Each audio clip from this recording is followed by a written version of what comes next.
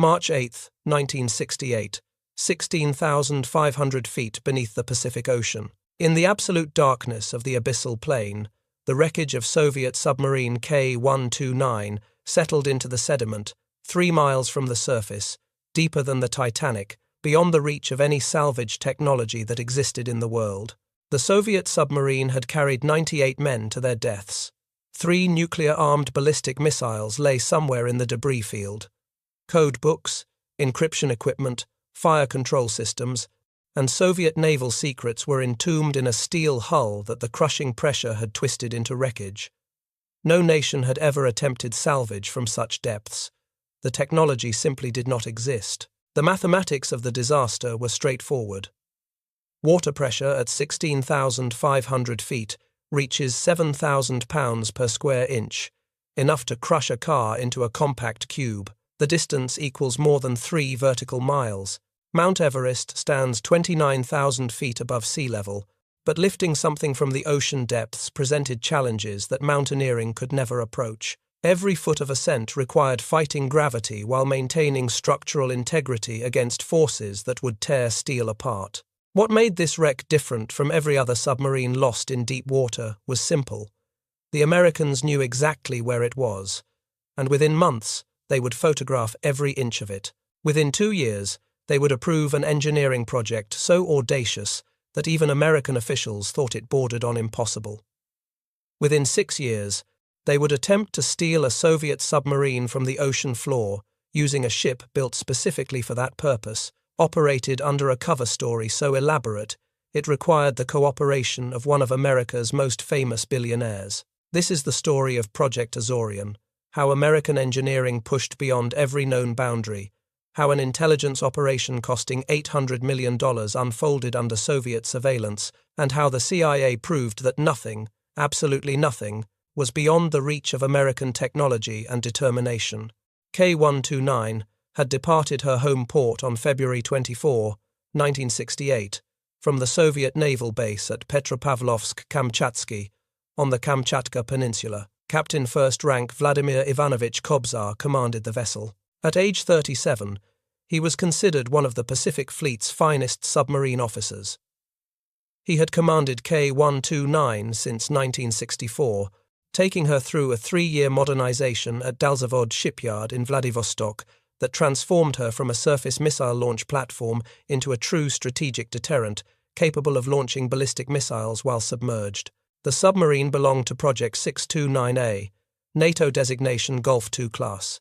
She was diesel-electric powered, not nuclear. The full submarine measured 328 feet in length and displaced approximately 2,000 tons. She carried 3 R-21 ballistic missiles, NATO designation SSN-5 Serb, each with a 1 megaton thermonuclear warhead. These missiles had a range of 1,650 kilometers, positioning K-129 as a strategic asset capable of striking American targets from patrol stations in the Pacific. The submarine carried hull number 722 on her final patrol.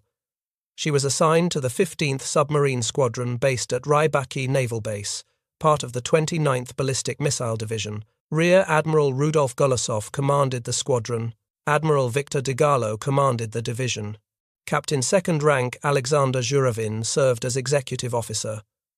The crew totaled 98 men. The mission profile was standard for Soviet ballistic missile submarines during this period: 70 days on patrol station, maintaining strict radio silence except for scheduled encrypted communications at predetermined intervals. K-129 would transit to her designated patrol area northeast of Hawaii, position herself within missile range of American targets, and maintain readiness. This was Cold War deterrence in its essential form, submarines holding cities hostage while remaining invisible beneath the waves. But K-129 never reached her patrol station. On March 8, 1968, shortly after midnight local time, something catastrophic occurred. The exact cause remains disputed despite decades of investigation. Soviet naval investigators suspected an internal explosion involving missile fuel. American analysts considered battery compartment flooding during snorkel operations. Some theories proposed collision, though no evidence supports this. Whatever happened, it occurred with terrifying speed. Deep in the Pacific, at precisely 40 degrees north latitude and 180 degrees east longitude, near the international dateline, acoustic sensors detected two massive underwater explosions separated by 9 minutes. The first explosion occurred at approximately 400 feet depth. The second, larger explosion came when the submarine exceeded its crush depth and the pressure hull imploded. 98 men died within seconds. The submarine broke into sections as it fell, the forward portion separating from the aft engine compartment. 3 nuclear warheads began their descent to the ocean floor. By mid-March, when K-129 failed to make her scheduled radio contact, Soviet Pacific Fleet headquarters knew something was wrong. By March 20th, they had launched the largest peacetime search operation in Soviet naval history. Ships and aircraft scoured over 150,000 square miles of ocean. The search continued into late April. They found nothing. The submarine had deviated from her planned course for reasons that died with Captain Kobzar. The Soviet search area was hundreds of miles from the actual wreck site. The Americans had found it almost immediately. The United States Navy maintained an underwater acoustic surveillance network called SOSUS, the Sound Surveillance System. Arrays of hydrophones positioned across the ocean floor, connected by cables to shore stations, could detect submarine acoustic signatures across thousands of miles. The system had been designed specifically to track Soviet submarines. When K-129 suffered her catastrophic failure, multiple SOSUS arrays along the west coast and Alaska detected the explosive acoustic events. Using triangulation from multiple listening posts, Navy intelligence calculated the submarine's location within 6 nautical miles. They knew a Soviet ballistic missile submarine had been lost. They knew approximately where. And they knew the Soviets were searching in entirely the wrong part of the ocean. In August 1968, the nuclear-powered submarine USS Halibut arrived at the calculated coordinates. Halibut had been modified extensively for deep ocean reconnaissance missions, equipped with advanced cameras, high-intensity lighting systems, and precision navigation equipment. For 3 weeks, Halibut's crew systematically photographed the wreck site from multiple angles, accumulating over 20,000 high-resolution images.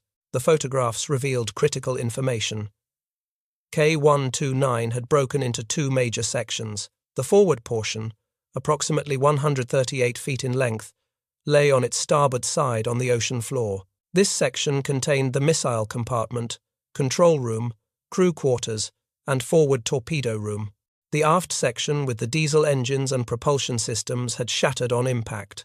The forward section was relatively intact despite the catastrophic forces involved. Intelligence analysts examining the photographs in Washington realized they were looking at an unprecedented opportunity.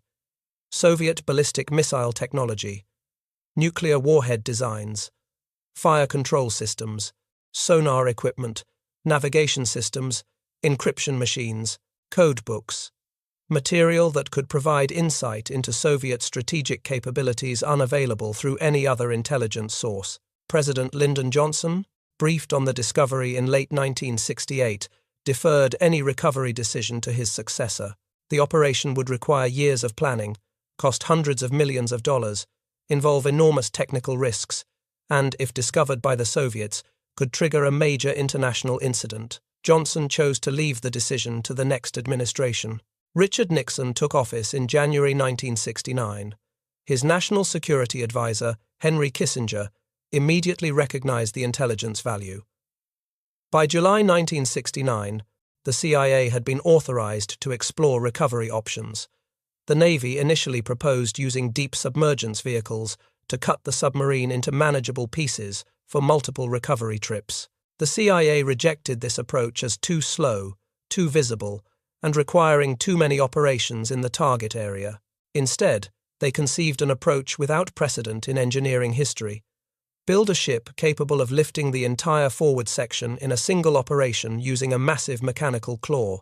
The ship would need precision station keeping measured in inches, while 3 miles of pipe extended to the ocean floor. It would require hydraulic systems capable of lifting thousands of tons through extreme pressure gradients. And it would need a cover story bulletproof enough to explain why such a ship existed and what it was doing in the middle of the Pacific Ocean. On July 1, 1969, The CIA established the Special Projects Staff within its Directorate of Science and Technology to manage what became known as Project Azorian. The name came from a randomized code name registry and meant nothing, having vague connections to the Azores Islands in the Atlantic, but no relationship to submarines or the Pacific. John Parangosky was chosen to lead the program. A career intelligence officer who had managed development of the U-2 spy plane and the A-12 reconnaissance aircraft, Parangosky was known within the CIA as someone who could turn impossible engineering challenges into operational reality. His deputy was Ernest Zellmer, a Naval Academy graduate and World War II submarine officer who understood the complexities of underwater operations. The team assembled under Parangosky numbered fewer than 25 people, all with the highest security clearances. President Nixon personally approved the program in August 1969. CIA Director Richard Helms placed all Project Azorian information in a special security compartment called Jennifer, limiting knowledge to a very small circle that included Nixon, Kissinger, senior CIA officials, and select members of the intelligence community. The engineering challenges appeared insurmountable. No salvage operation had ever been attempted from 16,000 feet. The deepest previous salvage barely exceeded 6,000 feet. The forces involved were staggering. The forward section of K-129 weighed approximately 1,750 tons. The capture vehicle designed to grab it would itself weigh thousands of tons. The pipe string connecting the capture vehicle to the surface would need strength to handle the tensile loads, yet flexibility to withstand ocean currents and surge forces. A single failure point anywhere in the system would doom the entire operation. The station-keeping system would need to compensate for variables in real time. Ocean currents at different depths push in different directions, creating torque that could twist and bind the pipe. Temperature changes would cause metal expansion and contraction. The positioning accuracy required was measured in inches over a vertical distance of 3 miles. Parangosky recruited the best ocean engineering talent available. Global Marine Development Incorporated had experience with deep-sea operations through Project Mohole, an ambitious attempt to drill through Earth's crust. Lockheed's Ocean Systems Division specialized in submersibles and underwater robotics. Hughes Tool Company, owned by billionaire Howard Hughes, provided industrial infrastructure and, critically, the cover story. The CIA needed a cover story that would explain the construction and deployment of a massive specialized vessel to the middle of the Pacific Ocean. They found it in deep-sea mining. Geologists had known for decades that portions of the Pacific seabed were covered with manganese nodules, potato-sized chunks of manganese mixed with iron, nickel, cobalt, and other valuable metals. Several companies had investigated commercial mining, but the technology remained experimental and economically questionable. The cover story was brilliant in its audacity. The CIA would publicly sponsor a deep-sea mining venture. A large ship would be constructed specifically for this purpose. It would sail to the North Pacific, lower equipment to the ocean floor, and demonstrate the technical feasibility of large-scale nodule recovery. Every aspect would be documented in trade publications, maritime journals, and business news. The operation would be completely open, completely visible, and completely fraudulent. Howard Hughes was ideal for the deception operation. The reclusive billionaire had legitimate interests in deep-sea mining through his companies. His reputation for eccentric projects meant reporters would not press too hard for operational details. And his organization had the resources to contract all the legitimate companies that would actually build the recovery ship. Hughes agreed to cooperate through his company, Summa Corporation. Global Marine would serve as the nominal ship operator, while Hughes Tool Company would manufacture specialized equipment. The cover story took shape through late 1969 and early 1970. The ship would be equipped with a massive derrick, pipe handling equipment, and a center well running through the hull for bringing manganese nodules to the surface. Everything about the ship's public specifications would support the mining story. Privately, every system was designed for one mission only. The cover story required elaborate preparation beyond just the ship's construction. In 1970, a smaller vessel, the Glomar II, conducted actual test drilling and sample collection in the Pacific. This established a public track record of Hughes's interest in manganese nodule mining. Articles appeared in trade publications discussing the commercial potential. Geologists and marine scientists, unaware they were supporting a cover story, published legitimate research about nodule deposits and extraction feasibility. Howard Hughes made public statements about his mining venture through Summa Corporation. The announcement fit his public persona perfectly. Hughes had made his fortune in oil drilling equipment, owned an aircraft company, and had previously invested in unconventional ventures. A deep-sea mining ship seemed exactly the kind of project that would attract his interest. The cover story had another advantage. It was technically plausible. Manganese nodules do exist on the ocean floor, and the technology required for mining them, heavy lift systems and precision positioning, genuinely needed development. In October 1970, after detailed engineering studies, the CIA determined that the only technically feasible approach was a large mechanical claw attached to a heavy-duty hydraulic lift system mounted on a specially designed surface vessel. Work began immediately. On November 16, 1971, the keel was laid at Sun Shipbuilding and Dry Dock Company in Chester, Pennsylvania. The ship that emerged from the shipyard was unlike anything afloat. The Hughes Glomar Explorer measured 618 feet in length, with a beam of 115 feet and a displacement of approximately 63,000 tons at full load, roughly 10,000 tons heavier than a World War II-era Iowa-class battleship. The ship was equipped with computer-controlled thrusters and a precision dynamic positioning system capable of maintaining station within inches while working in water 3 miles deep. The dynamic positioning system represented cutting-edge technology for the early 1970s. Multiple thrusters positioned around the hull, controlled by computers processing data from acoustic transponders on the ocean floor, would make constant micro-adjustments to counteract wind, current, and wave action. The system needed to maintain position accurate to within a few feet over a target area 3 miles below, a feat never before attempted at such depths. The center, called the moon pool, measured 199 feet long and 74 feet wide, large enough to accommodate the submarine section with clearance to spare. The moon pool extended from the main deck down through the bottom of the hull, creating what was essentially a massive hole in the center of the ship. Heavy-duty gates at the bottom could seal the moon pool, allowing the captured submarine to be lifted into the ship's interior hull, completely hidden from observation by satellites or aircraft. The derrick rising above the ship stood 180 feet tall, designed to resemble offshore oil drilling equipment to support the mining cover story. But unlike conventional drilling rigs, every component was engineered for the extreme demands of lifting a submarine. The pipe handling system could add or remove 60-foot sections while maintaining precise alignment, working around the clock in conditions where even slight misalignment could jam the connections.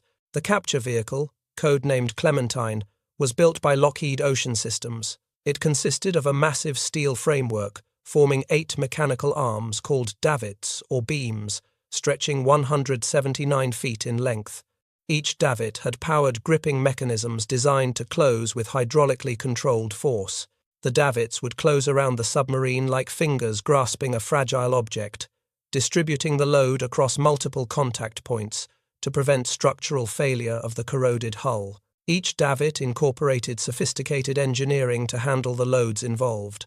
The gripping mechanisms had to apply enough force to secure the submarine, yet not so much that they would crush the deteriorated steel. Sensors monitored pressure and load distribution constantly.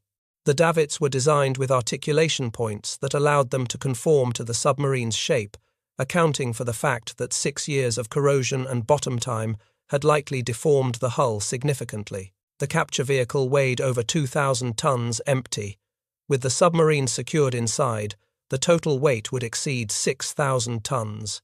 Lifting this mass from 3 miles down required a hydraulic system unlike anything previously built, capable of generating millions of pounds of force through synchronized rams. The hydraulic fluid alone filled massive reservoirs, and the system required redundant pumps and backup circuits to ensure no single failure could stop the lift.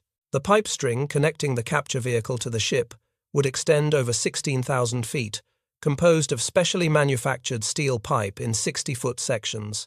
Each section had an outside diameter of approximately 5½ inches and was manufactured to exacting specifications. The steel alloy was formulated specifically for this application, combining high tensile strength with enough flexibility to handle bending loads from ocean currents. The pipe had to be precisely engineered to thread together underwater, with tolerances measured in thousandths of an inch. Each connection represented a potential failure point. There would be over 80 joints between the ship and the ocean floor. The media coverage of the ship's construction supported the story perfectly. When Sun Shipbuilding began work in November 1971, trade journals reported on the ambitious project. When the ship sailed around Cape Horn because it was too large for the Panama Canal, maritime publications covered the voyage. Each public step reinforced the narrative that this was exactly what it appeared to be, an expensive but legitimate commercial venture backed by an eccentric billionaire. Howard Hughes never actually visited the ship or participated directly in operations. His involvement was entirely through his companies and public statements, but his name provided exactly the credibility the cover story required. When journalists questioned the economics of deep-sea mining, supporters pointed to Hughes's track record of pursuing seemingly impossible projects. The Spruce Goose had seemed impossible. The drilling bits that made Hughes Tool Company wealthy had revolutionized petroleum extraction. Why shouldn't Hughes pursue ocean floor mining? Construction of the Hughes Glomar Explorer required specially designed equipment. Sun Shipbuilding built a purpose-specific crane, the Sun 800, capable of lifting 800 tons.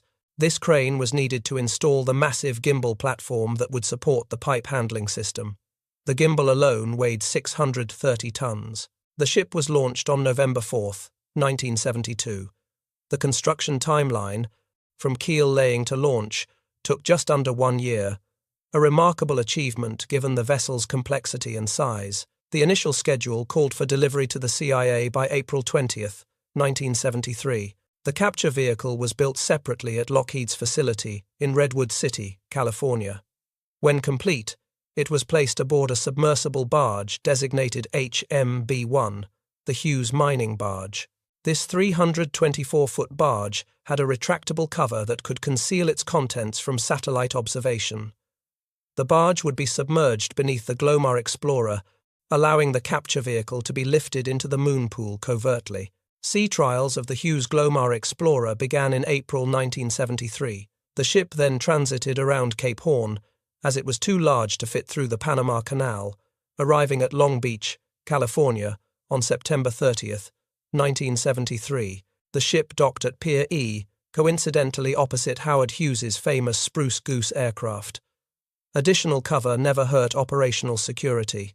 Between October 1973 and January 1974, 24 vans containing classified mission equipment were loaded aboard the Hughes Glomar Explorer at Long Beach. In November 1973, a strike by the Marine Engineers Benevolent Association disrupted final preparations. CIA officials worried the delay could cause the ship to miss the critical weather window for operations. The mission could only be accomplished between July and mid-September, when North Pacific weather conditions were most favorable. Missing this window would delay the entire operation for a full year. The labor dispute was eventually resolved, but time was growing short. Training the crew presented unique challenges. The Hughes Glomar Explorer required over 170 personnel. Most were told they were working on a deep-sea mining research vessel. Only a small core group knew the true mission. Even among those cleared for the operation, information was compartmentalized. Engineers understood their specific systems, but not the complete operational picture. Only the mission director and a handful of CIA personnel had full knowledge. On June 7, 1974, President Nixon personally approved launching the mission with one critical stipulation. The Hughes Glomar Explorer could not begin recovery operations until after Nixon returned from a summit meeting in Moscow scheduled from June 27 to July 3. The timing was sensitive. Détente between the superpowers was producing arms control agreements. An intelligence operation to steal a Soviet submarine needed careful diplomatic timing. The Hughes Glomar Explorer departed Long Beach on June 20, 1974. The crew told families and friends they were heading to sea for manganese nodule mining trials. The ship carried a complete set of mining equipment that would be visible during transit. If Soviet intelligence photographed the vessel, they would see exactly what the cover story claimed. The voyage to the recovery site took 2 weeks. The location was approximately 1,560 nautical miles northwest of Hawaii, at coordinates 40 degrees north latitude, 179 degrees 54 minutes east longitude. The water depth was 16,490 feet, deeper than any salvage operation ever attempted. The ship arrived on station July 4, 1974. Independence Day seemed appropriate for an operation that would demonstrate American technical superiority. The dynamic positioning system engaged, locking the ship's position with extraordinary precision. Thrusters responded to computer commands, fighting the constant motion of the sea. Soviet ships appeared almost immediately. At least 2 vessels took up positions nearby, an ocean-going tugboat designated SB-10 and a missile-range instrumentation ship named Chashma. They watched constantly but maintained distance, apparently curious about the American mining operation but not alarmed. Declassified Soviet documents later revealed that Soviet intelligence had been tipped off about some kind of salvage operation, but military commanders considered it technically impossible to recover anything from such depths and largely disregarded the warnings. The crew faced immediate operational challenges. North Pacific weather can change without warning. 20-foot swells were common. The ship had to maintain precise position in seas that threatened to snap the pipe string. Computer-controlled thrusters fought constantly against wind and current, making thousands of tiny corrections per hour. Lowering the pipe string took days. Each 60-foot section had to be added, connected, tested, and verified before the next section could be attached. The process continued, 24 hours per day. Engineers monitored stress levels, alignment tolerances, and hydraulic pressures. The margin for error was microscopic. The capture vehicle reached the ocean floor on July 26. Television cameras mounted on Clementine transmitted images back to the surface through fiber optic cables integrated into the pipe string. The crew could see K-129's wreckage in real time, exactly where the halibut photographs had shown it 6 years earlier. Positioning the capture vehicle required extraordinary precision. The davit arms had to engage the submarine hull at specific points to distribute lifting forces evenly. If the weight distribution was wrong, the corroded hull could tear apart immediately. Remote operators maneuvered Clementine using minimal thruster power, afraid of disturbing the sediment or damaging the fragile wreck. On August 1, 1974, the davit arms closed around the forward section of K-129. Hydraulic systems engaged slowly, gradually increasing pressure. The submarine had rested on the bottom for 6 years. Sediment had accumulated. Corrosion had weakened structural elements.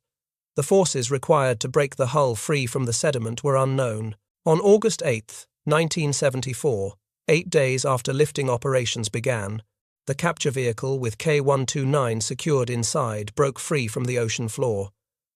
The heavy lift system engaged, thousands of pounds of hydraulic pressure pulling the mass upward. Progress was measured in feet per hour. The submarine had been on the bottom for 6 years, covered in sediment, its structure weakened by corrosion and the original impact trauma. The nightmare scenario occurred at approximately 8,500 feet depth, roughly halfway to the surface. Several davit arms failed simultaneously. The exact cause remains debated even in declassified analyses. Some accounts cite excessive stress from the submarine section, snagging on an underwater obstruction or ridge that sonar had not detected. Others point to design vulnerabilities in the davits themselves, manufactured from maraging steel that possessed exceptional strength but less ductility compared to conventional steel alloys, making it prone to brittle failure under the dynamic, high tensile loads that exceeded 3 million pounds. The consequences were catastrophic. Approximately 100 feet of the submarine section, including the missile compartment, control room, and most of the forward torpedo room, tore free from the capture vehicle. The section plunged back toward the ocean floor, tumbling through the water column. It struck bottom with enormous force, likely destroying any equipment that had survived the initial sinking and 6 years of deep ocean exposure. Engineers watching the monitors saw the section tumbling as it fell, accelerating through the water column before disappearing from camera view. With it went the primary intelligence objectives, the Soviet missile technology, the guidance systems, the cryptographic equipment that would have been in the control spaces, and any codebooks that might have survived 6 years underwater. The weight of the lost section exceeded 800 tons.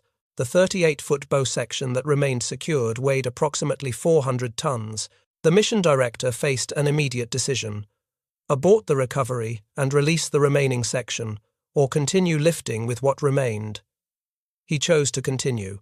The bow section still contained valuable intelligence, Soviet torpedo designs, sonar equipment, hull construction techniques, and most importantly, the remains of Soviet sailors, whose recovery might provide a humanitarian gesture that could have diplomatic value. The lift continued. The reduced weight made the operation safer, but the psychological impact on the crew was significant. They had come so far, overcome so many technical obstacles, only to have the primary objective literally slip through their fingers. The recovery of the remaining section took 3 more days. On August 11, 1974, the 38-foot bow section of K-129 entered the moon pool of the Hughes Glomar Explorer. The massive gates closed beneath the ship. Water was pumped from the moon pool. For the first time in 6 years, part of the Soviet submarine broke the ocean surface, unseen by satellites, aircraft, or the Soviet vessels still watching nearby. Inside the sealed moon pool, CIA personnel and Navy intelligence specialists began examining the recovered section. The bow contained the forward torpedo room, 6 torpedo tubes, torpedo loading equipment. 2 nuclear-tipped torpedoes were still in their racks. The warheads were intact, providing the first opportunity for American intelligence to examine Soviet nuclear weapons design in detail. The hull itself revealed construction techniques, Soviet metallurgy, welding methods, acoustic quieting approaches. Every detail provided information about Soviet submarine capabilities. Even corrosion patterns offered insights into the effectiveness of Soviet anti-corrosion coatings and how they degraded over time in deep ocean environments. The most sobering discovery was the remains of 6 Soviet sailors. The bodies had been preserved by the cold, pressure, and lack of oxygen at depth. The CIA made an unusual decision. Rather than dispose of the remains at sea immediately, they would conduct a proper military burial with full honors and film the ceremony for potential future release to Soviet authorities. On September 4, 1974, 90 nautical miles southwest of Hawaii, the Hughes Glomar Explorer conducted a formal burial at sea for the 6 Soviet submariners. A military honor guard assembled on deck. The remains were placed in a burial vault welded from steel, each body wrapped in a Soviet naval flag that had been specially manufactured for the ceremony. The ceremony was filmed for potential future release to Soviet authorities. It was conducted in both English and Russian. An American officer read prayers in Russian. The United States national anthem and the Soviet national anthem were played. Soviet naval flags were draped over the burial vault. The sailors were committed to the deep with full military honors. The gesture was calculated but also genuine. These men had served their country. They had died in service. Whatever intelligence value their submarine might hold, they deserved respect. The CIA anticipated that someday, perhaps when Cold War tensions eased, the film could serve as a diplomatic bridge. It would demonstrate that even in the midst of covert operations, the United States respected the sacrifice of enemy personnel. But the missiles, the encryption machines, and the codebooks, the highest value intelligence targets, had been lost when the section fell back. The operation had not achieved its primary objectives. The Hughes Glomar Explorer remained on station for several more weeks, conducting what appeared to be manganese nodule mining operations to maintain the cover story. Samples were collected. Equipment was tested. The mining narrative had to be sustained, even though the real mission was complete. The ship returned to Long Beach in late August. The recovered section of K-129 was transferred to secure facilities for detailed analysis. The crew was debriefed. Operational security remained absolute. Everyone involved understood that if word leaked, the consequences would be severe, both diplomatically and for any potential future recovery operations. For months, the secret held. Then, In February 1975, everything unraveled. A burglary at Howard Hughes's office had compromised documents related to the project. Information began circulating among journalists. Several news organizations started investigating. On February 18, 1975, the Los Angeles Times broke silence with a story about a CIA operation involving Howard Hughes and submarine salvage. The New York Times quickly followed with additional details. Pulitzer Prize-winning journalist Jack Anderson gave extensive information on his national television and radio broadcasts in March 1975, asserting that Navy experts had told him the sunken submarine contained no real secrets and that the project was a waste of taxpayers' money. The secret was out. The media incorrectly called it Project Jennifer, confusing the security compartment designation with the operation's actual code name. The true name, Project Azorian, would not become public knowledge until 2010, when the CIA declassified additional information. The CIA's response to media inquiries created a phrase that entered legal and intelligence lexicon. When asked to confirm or deny details of the operation, agency spokespeople replied they could neither confirm nor deny the existence of the information requested. This Glomar response became standard procedure for intelligence agencies worldwide when dealing with classified operations and Freedom of Information Act requests. The exposure doomed any chance of a second recovery mission. The Soviets immediately dispatched ships to guard the wreck site. The Ford administration faced congressional hearings about the operation's costs and results. Critics called it an $800 million failure. Supporters argued it demonstrated American technical superiority and provided valuable intelligence despite not achieving the primary objective. Soviet reactions evolved over time. Public statements condemned the operation as piracy. Privately, Soviet admirals were stunned by the engineering achievement. The technology required to reach such depths, maintain position with precision, and lift thousands of tons through 3 miles of water exceeded Soviet capabilities by at least a decade. Soviet naval intelligence requested comprehensive assessments of American deep ocean technology. If the Americans could reach 16,000 feet to recover a submarine, what else could they access? Could they tap underwater communications cables? Could they place listening devices near Soviet submarine bases? The answers to these questions would prove to be yes. Project Azorian had been running in parallel with Operation Ivy Bells, another CIA program that successfully placed wiretaps on Soviet underwater communication cables in the Sea of Okhotsk. The Hughes Glomar Explorer's mission had another unexpected consequence. The deep-sea mining cover story had seemed so plausible that it inspired genuine commercial interest. Several companies invested in manganese nodule recovery research. The technology developed for Azorian found applications in legitimate ocean floor exploration. Decades later, as rare earth metals became more valuable, companies would revisit the concept Hughes and the CIA had used as camouflage. In October 1992, CIA Director Robert Gates visited Moscow to meet with Russian President Boris Yeltsin.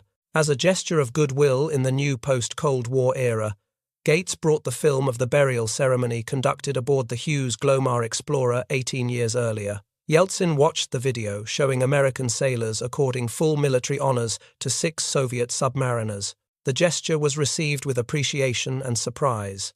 In 1993, the United States returned additional materials to Russia through official channels.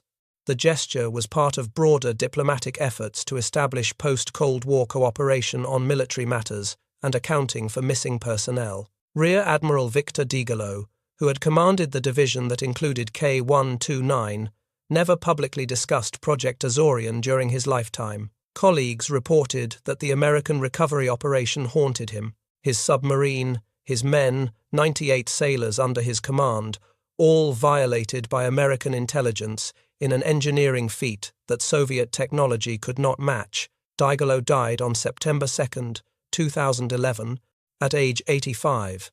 The Hughes Glomar Explorer had a brief covert career. After the exposure in 1975, the CIA had no further use for the ship in intelligence operations. It was briefly used for actual manganese nodule mining experiments sponsored by commercial consortiums. The results proved economically disappointing. Deep-sea mining was technically feasible, but not commercially viable at 1970s commodity prices. The ship was mothballed for over 20 years. In the late 1990s, a petroleum company purchased and converted the vessel for deep-sea oil drilling. Renamed GSF Explorer, the ship worked in offshore oil fields, including the North Sea and Gulf of Mexico. The massive moon pool, oversized pipe handling equipment, and reinforced structure that had seemed excessive for mining or drilling were actually perfectly suited, having been designed for far more demanding operations. The Glomar Explorer was finally scrapped in 2015 in China. 41 years after its historic mission, the ship that had performed one of the most audacious engineering achievements in history was cut apart and recycled. Some components were preserved for museums.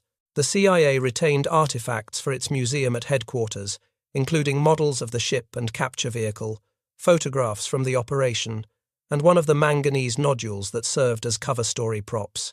John Parangoski, the program manager who orchestrated Project Azorian, received the CIA's Distinguished Intelligence Medal. In 1997, the agency recognized him as one of 50 trailblazers who shaped CIA history. He had managed the U-2 reconnaissance program, the A-12 aircraft development, and now the most complex ocean engineering project ever attempted by an intelligence agency. Carl Duckett, head of the CIA's Directorate of Science and Technology during Project Azorian, later suggested in private conversations with colleagues that the agency had recovered more than publicly acknowledged. Whether this referred to additional submarine sections, more successful intelligence exploitation of recovered materials, or simply trying to protect operational details, remains unclear. Significant portions of the operation remain classified 5 decades later. Project Azorian's technology had immediate applications beyond intelligence operations. The precision station-keeping systems were adapted for offshore oil drilling. The pipe handling technology influenced deep-sea resource extraction research. Underwater robotics advances fed into both commercial and military programs. The management techniques Parangoski used to coordinate complex programs involving multiple contractors and security compartments became studied examples at intelligence and engineering schools.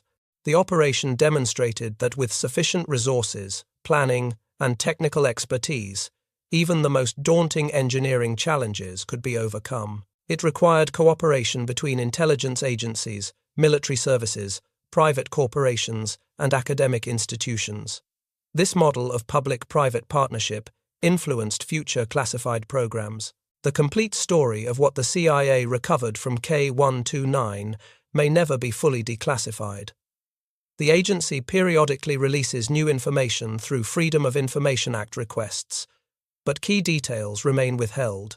The position is that even partial revelations could compromise sources and methods still in operational use. What is documented is that Project Azorian represented an engineering achievement without parallel at the time. The forces involved, the precision required, the depth reached, the complexity of the systems, all pushed beyond the boundaries of what was thought possible. The station keeping accuracy over 3 miles of vertical distance, the pipe string that had to remain aligned within inches, the hydraulic systems generating millions of pounds of force, the capture vehicle designed to grab a corroded hull without crushing it. Compare this to contemporary Soviet capabilities. The Soviet Navy had deep submergence vehicles and rescue submarines, but nothing approaching Glomar Explorer's abilities. The deepest Soviet salvage operation on record reached less than 2,000 feet. American deep ocean technology was at least a decade ahead, a gap that reflected sustained investment in ocean sciences from Project Mohole in the early 1960s, through nuclear submarine development to specialized intelligence programs. Modern deep-sea operations owe much to Project Azorian. Current ocean floor mining proposals use similar concepts for station keeping and heavy lift systems. Offshore oil drilling in ultra-deep water relies on dynamic positioning and pipe handling systems, descended directly from technologies developed for the Glomar Explorer. Underwater robotics for scientific research benefited from innovations in the capture vehicle design. The CIA considers Project Azorian one of its greatest Cold War successes, despite not achieving the primary objective of recovering the missiles and code equipment. The engineering obstacles overcome were unprecedented. The operational security held for 6 years through thousands of people working on various aspects. The cover story deceived Soviet intelligence completely through the entire construction and deployment phase. The Cold War context makes Project Azorian significant beyond its engineering achievements. The operation occurred during détente, when diplomatic relations were improving between Washington and Moscow. Arms control negotiations were producing treaties, yet both sides continued aggressive intelligence operations. The contradiction exemplified the era, diplomacy on the surface with espionage continuing below. The exposure in 1975 came at a difficult time for American intelligence. The Church Committee was investigating CIA activities. Revelations about domestic surveillance and foreign intervention had damaged public trust. Some critics saw Azorian as more evidence of excessive intelligence spending. Others saw it as exactly what the CIA should be doing, using American technical superiority for strategic advantage without military confrontation. The cost-benefit debate continued for years. $800 million in 1974 equals approximately $5 billion in current value. Critics argued this money could have funded multiple satellite programs or conventional intelligence operations. Supporters noted that the technological advances alone justified the investment, that the deep ocean capabilities developed enabled future operations worth far more than the initial cost. The human element deserves recognition. The Glomar Explorer crew worked around the clock for weeks at the recovery site. They lived with constant stress, knowing Soviet ships watched their every move, that weather could turn deadly, that one mistake could sink the ship. Pipe handlers worked above the moon pool where tons of steel moved through confined spaces. Engineers monitored hundreds of systems where any failure could cascade into disaster. When the davit arms failed and 100 feet of submarine plunged back to the ocean floor, the crew felt the shock reverberate through the ship's structure. The mission director had seconds to decide: abort and surface with nothing, or trust the remaining systems. His decision to continue saved the partial success the mission achieved. The K-129 wreck site remains undisturbed under international maritime law. Neither the United States nor Russia has made further salvage attempts. The submarine's remains, including the section that fell back with 3 nuclear warheads, rest on the abyssal plain. The radioactive material poses no environmental threat at that depth. The warheads are sealed containers designed to survive extreme conditions. In Moscow's Central Naval Museum, K-129's bell occupies a place of honor. A plaque commemorates the 98 crew members who died serving their country. Russian Navy veterans occasionally gather there for memorial services. The submarine's loss remains a point of both pride in the service of those who died and sorrow for the tragedy. The legacy endures in precision deep ocean operations, offshore drilling technology, underwater recovery systems, and management of complex classified programs. Engineers who worked on Glomar Explorer went on to careers in aerospace, petroleum, and marine technology. Operational techniques developed for maintaining cover stories influenced future intelligence operations. The Soviet submarine K-129 lies broken on the Pacific floor in eternal darkness and crushing pressure. Most of her secrets were examined by American intelligence. 6 of her crew received military honors from their Cold War adversaries before being returned to the deep. The rest remain entombed in their steel coffin, a memorial to the men who served in submarine fleets during the most dangerous period of the 20th century. The operation that recovered a portion of that submarine stands as a testament to what becomes possible when engineering expertise, industrial capacity, and national determination converge on a single objective. Project Azorian pushed the boundaries of deep ocean technology, advanced capabilities that would serve both intelligence and commercial purposes for decades, and demonstrated that even at the height of Cold War tensions, technical achievement could coexist with human dignity and respect for those who served on both sides of the divide.